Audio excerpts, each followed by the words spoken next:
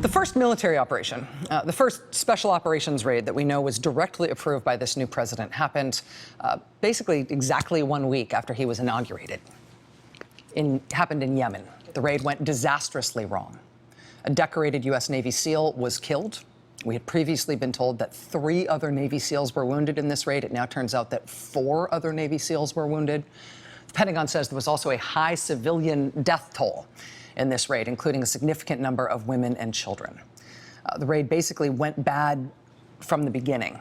They lost the element of surprise. The SEALs ended up being in a long, sustained firefight. They lost an aircraft, an Osprey, a $75 million piece of equipment, had to be left on the ground, ultimately destroyed by a U.S. airstrike so it wouldn't fall into the hands of anyone on the ground in Yemen. We have previously reported on that raid that the White House appears to have lied about the process that led to that raid being okayed by the brand new president. White House spokesman Sean Spicer said that that raid was greenlit specifically by the Obama administration. He said that a deputies meeting at the National Security Council on January 6th, when Obama was still president, gave the okay for that raid. That's where the yes had come from to let that raid go ahead. Blame Obama. It was greenlit by the deputies meeting of his National Security Council. Well, a person who was at that deputies meeting at the National Security Council on January 6th later came forward, among other places, on this program to tell us that what the White House was saying about that was not true. He told us he was there in person that specific day at that specific meeting, and the operation was not greenlit at that meeting. He says what they decided at the deputies meeting that day at the National Security Council was that they were just going to forward information about this possible raid to the Trump administration, expecting that the new administration would hold a deliberate process to evaluate whether or not it should go ahead. Once he was sworn in his first week in office, rather than convene any sort of formal, deliberate process with any sort of structure to evaluate the risks and benefits, to make that decision, instead, the president decided to greenlight that operation over dinner at a dinner meeting in the White House residence that involved, among other people, Steve Bannon and the president's son-in-law, Jared. The White House has since admitted that when the raid happened, the president decided that he apparently didn't need to observe any of it. He did not bother going to the Situation Room while the raid was underway. At Huffington Post today, they have reverse engineered the timeline of that raid and found that not only was the president, admittedly, not in the Situation Room observing anything about his first military operation while the raid was underway, but during the time of the firefight that killed that Navy SEAL and all those other people and sent all those other Navy SEALs home wounded. What the president was doing during that time was apparently tweeting. Quote, "I will be interviewed by the Brody File on the Christian Broadcasting Network tonight at 11 p.m. Enjoy." I was about a half hour into the raid.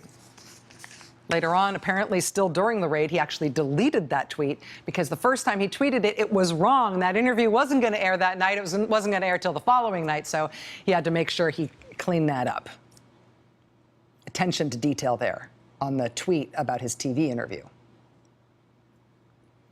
This kind of indifference to the life and death responsibilities of the presidency, where do you sort of put that on the number line in terms of your concerns about this administration? Is that nefarious? Is this death of the republic stuff? Is this just wild, reckless incompetence? Is there a difference in terms of what you're most concerned about on matters of national security like this, on life and death matters like this? I'm starting to feel on matters like this that maybe there isn't a difference between how nefarious it is and how stupid it is. Joining us now is that national security advisor who was in that January 6th meeting about the Yemen raid. His name is Colin Kahl. He's a former deputy assistant to President Obama and national security advisor to Vice President Biden. He's now a professor at Georgetown University School of Foreign Service. Professor Kahl, I should tell you, recently wrote an article in Foreign Policy magazine titled President Trump's Terrible One-Month Report Card. Professor Kahl, thanks very much for joining us tonight. I appreciate you being here. Great to be with you. So the last time you were here, we talked about what the White House was explaining about this Yemen raid that went so wrong, what they explained about the deliberative process or the lack thereof in the White House, what they tried to attribute to the National Security Council staff at the White House under President Obama. what we've learned since then makes me feel worse about the process, makes me feel worse about the loss of life and what went wrong in that raid. But I wanted to get your take on it as somebody who's been so up close to these decisions. Yeah, I think what that raid demonstrates is that bad process can cost lives. And I know it sounds banal and bureaucratic to talk about meetings, but you really do need to do your homework. President Obama used to say you got to measure twice before you cut once. And there's not a lot of examples of the Trump administration doing that so far. They're not running a good process. Now, we'll see whether the new National Security Advisor starts to change that. I have heard some good things about some of the things that he's doing, but I'm not convinced he'll be able to corral the process yet.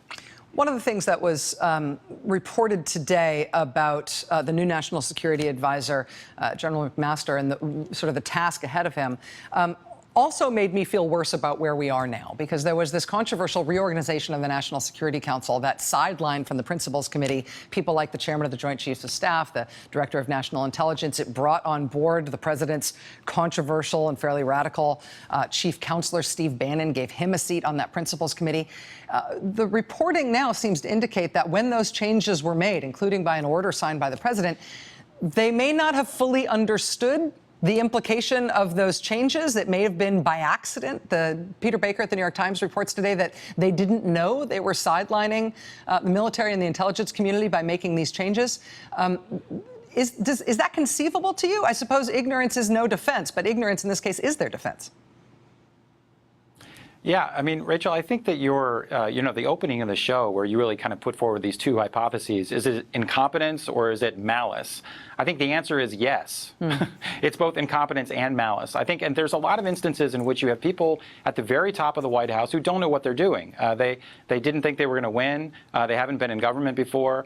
They weren't prepared to govern, and they're not doing it very well. And then you also have some people who the things that they are getting done are very bad, and they're meant to be that way. The executive order, the ban, some of the other issues. You heard, Steve Bannon's comments today about, complaining about corporatist, globalist media and everything else. They want to tear everything down. So I think the problem is that you have an administration that combines the worst of kind of incompetence with some nefarious intentions. I hope that they can get some of the process corralled. I'll just give you one little example. H.R. McMaster, who is a highly regarded military officer, he's a normal human being. He's smart. He's strategic. He's pragmatic.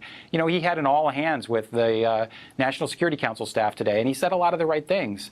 He's, including saying that he doesn't believe that they should be using the term radical Islamic terrorists because he believes the folks they're fighting are un-Islamic.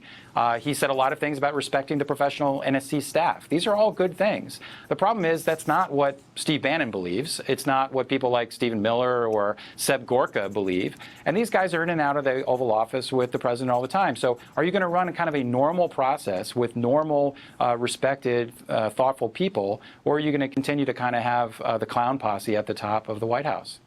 Colin Kahl, former Deputy Assistant to President Obama, National Security Council veteran, National Security Advisor to Vice President Biden. Thanks for helping us understand this. I appreciate you being here tonight.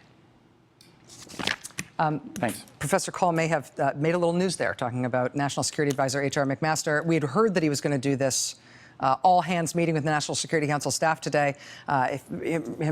Just heard that he told the staff today that he does not think they should be using the term radical Islamic terrorism.